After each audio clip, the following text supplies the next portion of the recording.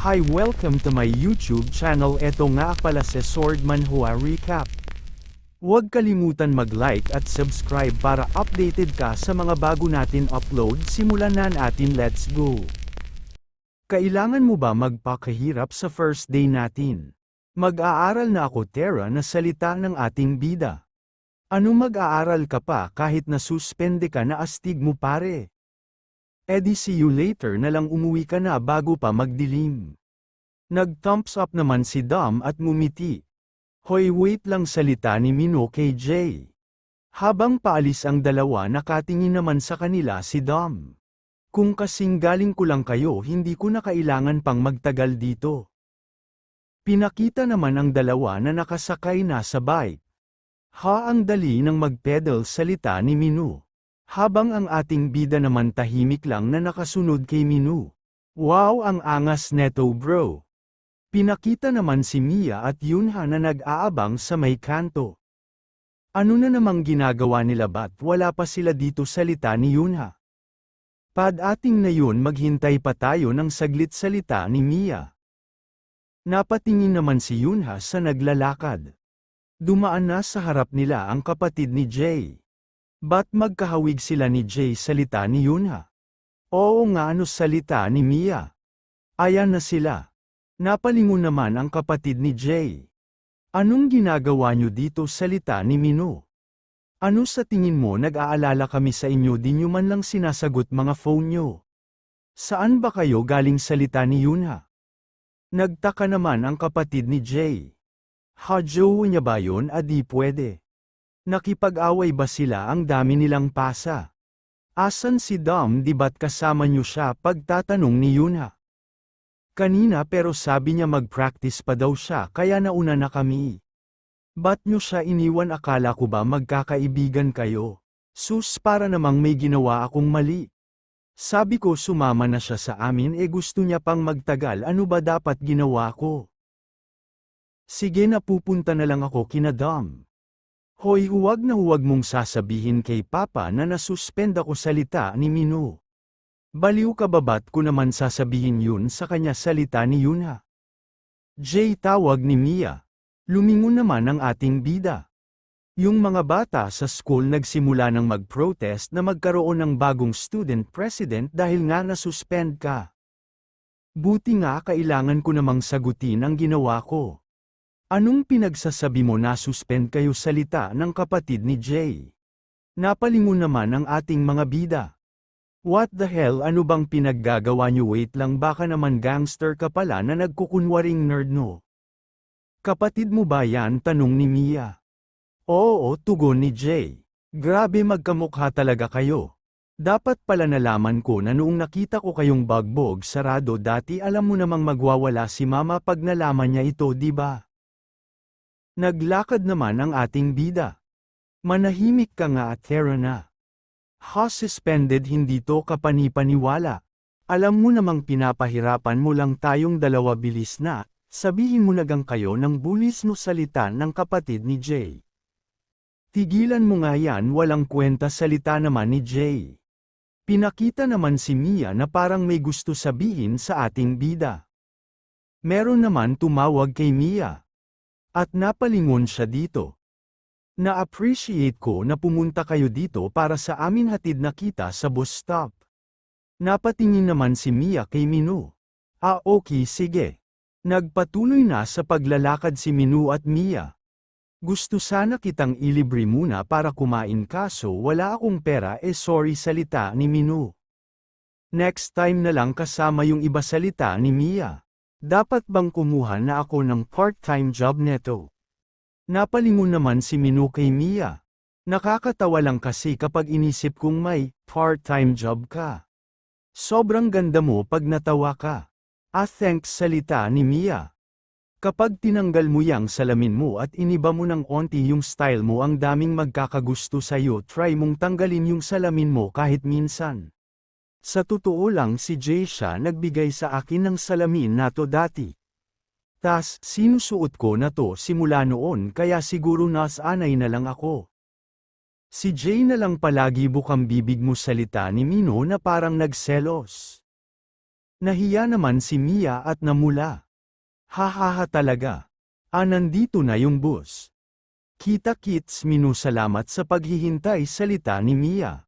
Sige ingat. Wew sa lahat ng taong pwede niyang magustuhan bakit naging si Jay pa. Pinakita naman si Dom na nag-insayo pa din ng kanyang bike. Nang biglang may napansin siya sa may kanto. Si Yunha pala nakaabang sa may gilid. Napalingon naman si Yana nung napansin niya si Dom. Eto manok mo. Natuwa naman si Dom sa paglibre sa kanya ni Yuna. Chicken my labs. Inabot naman ng delivery rider ang coupon. Huwag na po salita ni Yuna. Habang si Dom naman ay natakam na sa manok. Hindi ko na kayang makakita ang bike dahil dun sa lalaking yun salita ng delivery man. Guys, ito pala yung nanghablat ng bag ni Shelly. Thanks Yunha. Bakit ka naman magpapagutom ng ganyan bobo mo salita ni Yunha na galit?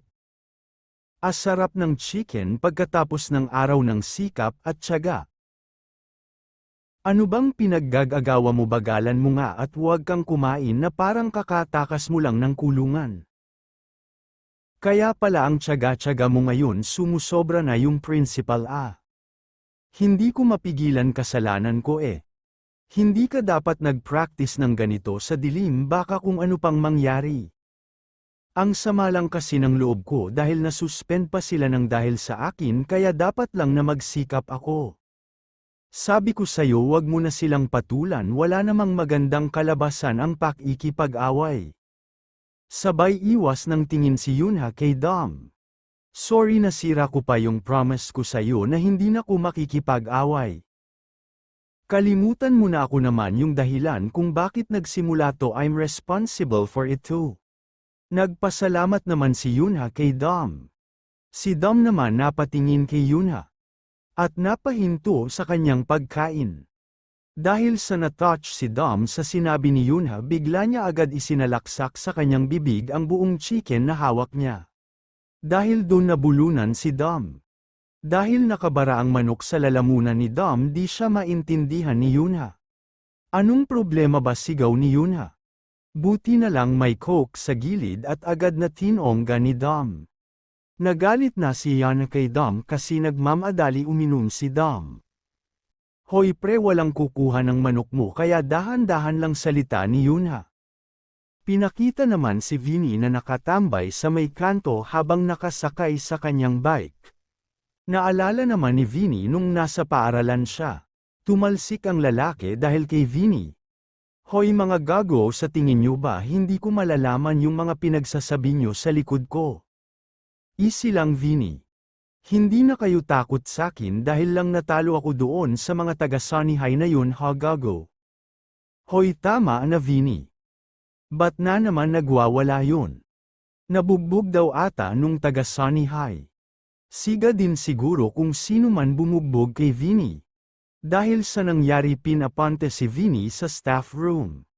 Akma sasampalin si Vinny ng kanyang guro. Bigla naman huminto ang guro. Ubos lang ng oras tamaan ang tangang tulad mo. Una makikipagbugbugan ka sa mga taga-ibang eskwelahan tas ngayon sarili mo ng kaklase masaya bang saktan ang ibang tao ha? Panoorin mo nga sarili mo dahil walang lugar sa mundong ito na gugustuhin ka mapaskul pa yan o ang lipunan. Sinampa kita ng indefinite suspension kaya simula bukas wag ka nang pumasok dito gawin mo na kung ano man ang gusto mo. Suko na ako salita ng guro. Bigla parang nalungkot si Vinny sa mga sinabi ng kanyang guro. Napalingon naman si Vinny sa kanyang bulsa. Dahil nagring ang kanyang cellphone. Kinuha naman ni Vinny ang kanyang cellphone sa kanyang bulsa. Ang tumawag pala kay Vinny kundi ang kanyang ina. Tinitigan lang ito ni Vinny na parang walang balak makipag-usap. Napalingon naman si Vinny dahil meron siya narinig na boses. Hoy mga bata tumigil kayo dyan. Huwag nga kayong lumayas nang hindi pa kayo nagbabayad salita ng tindera. Habang ang mga batang pasaway patuloy lang sa pagtakbo. Sunod siya ng sunod ba't ayaw niyang sumuko hindi naman to ganun kahalaga para sa ganitong guluhaha. Nagulat ang pasaway na bata dahil may nakaharang sa unahan niya. Si Vinny pala ang nakaharang sa may unahan ng bata at may binabalak ito. Binangga ni Vinny ang harap ng kanyang gulong sa itlog ng bata. Pinakita naman si Vinny at ang kanyang bike at umuusok pa ang gulong dahil sa bata. Yung bata naman pinakita na mimilipat sa sakit. Bigla na lang hinawakan ng babae ang bata na balak pa sana tumakas. Halika nga dito. Mga magnanakaw, oras na para malaman nyo kung gaanong nakakatakot ang totoong mundo. Pupunta kayo sa pulis kasama ako. Pasensya na ma'am, salita ng pasaway. Mga tanga, salita naman ni Vinny. Nagpatuloy na sa paglalakad si Vinny habang hawak niya ang kanyang bike. Habang naglalakad si Vinny, bigla siya tumigil sa kanyang paglalakad. Nakatingin siya sa isang kalsada. Habang nakatingin si Vinny sa kalye, meron siya naalala na pangyayari. Naalala pala ni Vinny nung nagkarera sila ni Minu. Kung takot ka, sabihin mo na ngayon. Huwag kang umihi pababa, pang aasar ni Vinny kay Minu. Manahimik ka, pwedeng mabasag ulo mo pababa, salita ni Minu. Sira ulo talaga sila, pupunta talaga sila pababa na walang preno. Akala ba nila sila yung badass Mosin mula sa McAfee crew o ano? Mamamatay isa sa kanila dyan dahil sa kayabangan, haha. Mosin pangalan ng rider mula sa McAfee and Mash crew. Hindi ba parang lumalagpas na sila maraming mga lugar para sa karera, ba't sa pababa, salita ni June. Hindi na mapigilan, hindi ko alam kung ano gagawin ko. Huwag ka maging hangal, pababa, gawin natin tong patas. Ba't ka takot, hindi naman ta opisyal, magkasiyahan na lang tayo. Mga maliliit na mayamang bata, mayabang lang sa mga bike spec, pero bobo naman kung nakasakay, hindi kita sisisihin kung natakot ka. Sige, salita lang dyan, bastardo, kita na lang tayo sa dulo. Nag-umpisa na ang karera at humarurot na sila Minu. Nagpaligsaan na ang dalawa sa pagpedal ng mabilis. Pinakita naman si Minu na seryoso sa kanyang pagpepedal. Habang si Vinny naman nakangiti na animoy nasisiraan ng ulo. Napatingin naman siya kay Minu. Parang may binabalak na masama si Vinny kay Minu. Bigla naman dinikita ni Vinny si Minu at binangga niya ito. Hoy, salita naman ni Minu. Anong ginagawa mo? Ano, takot ka ba na wala kang preno para magpabagal? Puta, nakakatawa, mukha mo, haha. Naunahan na ni Vinny si Minu. Ikaw baliw na gago, salita ni Minu. Magkasiyahan pa tayo ng kaonti, hehe. Habang nauuna si Vinny, nilagay niya ang kanyang paa sa likuran na gulong niya para bumagal siya.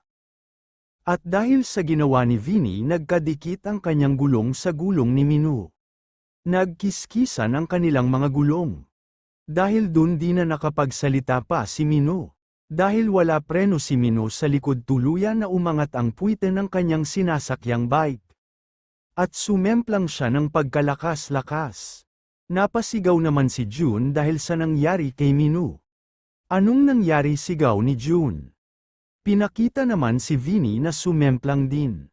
Nakatayo agad si Vinny at nagpunas. Pinakita naman si Minu, kaso ang kanyang paa ay tumama sa bakal na milipit naman sa sakit si Minu. Nakarating na si June para tulungan si Minu. Habang ang tarantado na si Vinny napangiti na lang sa nangyari kay Minu. Natapos na din ang alala ni Vinny kay Minu nung panahon na nagkarera sila at nadisgrasya si Minu.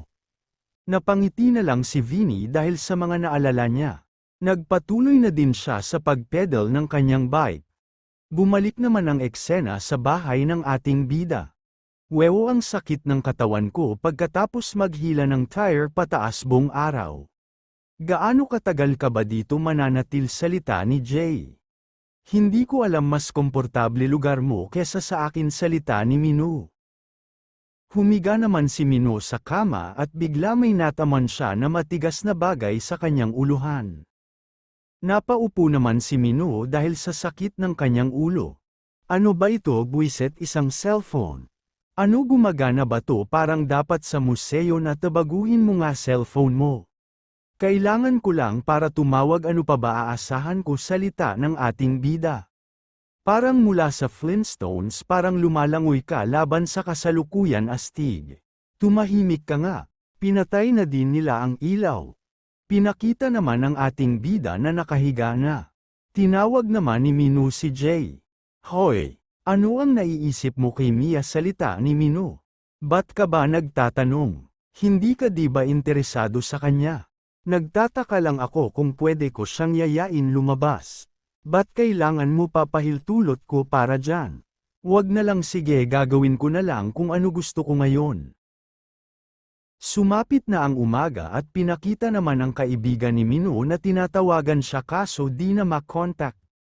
Patay ba siya? Ano ginagawa niya sa telepono niya? Nasuspinde din ba? Pinakita naman ang cellphone ni Vinny na kapatay. Huli na tong yosi nato. Wala na nga akong pera para bumili ng sigarilyo, puta.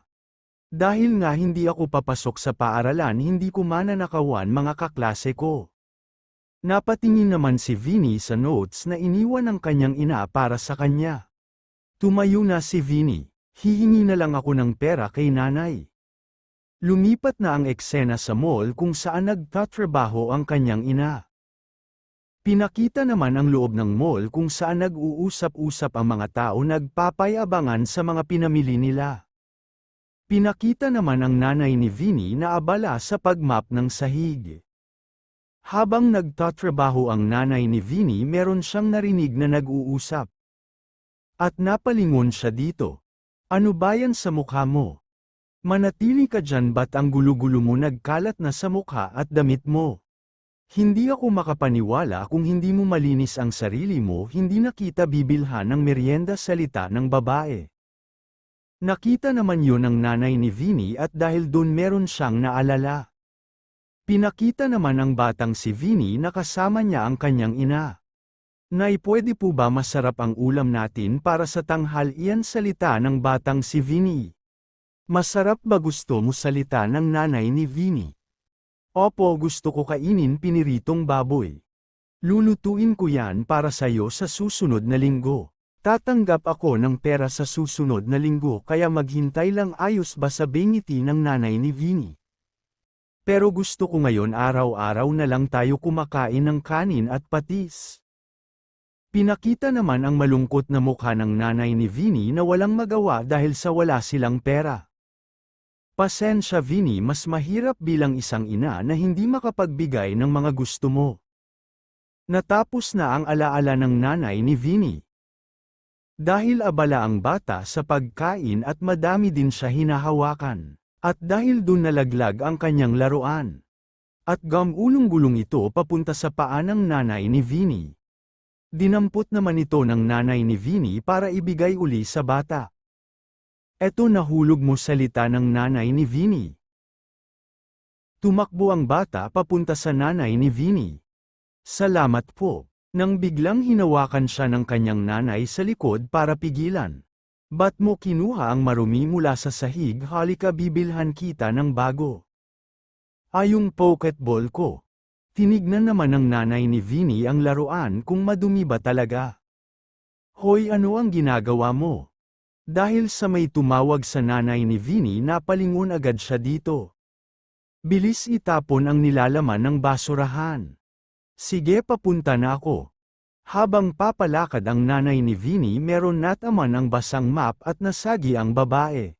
Akediri, ano ba yan? Salita ng babae. Bakit salita naman ng lalaki? Diyos ko, pasensya na, salita ng nanay ni Vinny. Panuurin mo kung saan mo iwagayway yang lampaso, matandang baliw. Mahal, ano ba nangyari sa'yo? Salita ng lalaki. Pasensya na talaga, salita ng nanay ni Vinny. Ang ganda ng bag, di ba? Oo nga, bibili rin ba ako? Lagi akong hindi nasisiyahan habang pumupunta dito, kukuha lang ako ng pera at lalabas. Mukhang naiirita si Vinny na marinig ang mga tao sa mall. Napatingin naman si Vinny sa dalawang babae na naglalakad. Tinitigan din siya ng mga babae. Nagbulungan naman ang mga babae dahil sa nakita nila. Nakita mo ba yung lalaki? Ano ba yun? Isang mata niya at buhok, deformed ba siya? Hindi baka pinakulay lang niya? Napatingin naman si Vinny sa dalawang babae na nagbubulungan. Meron naman narinig si Vinny na nag-uusap. Ano ba nangyayari doon, madaming tao? Hindi ako sigurado, parang away.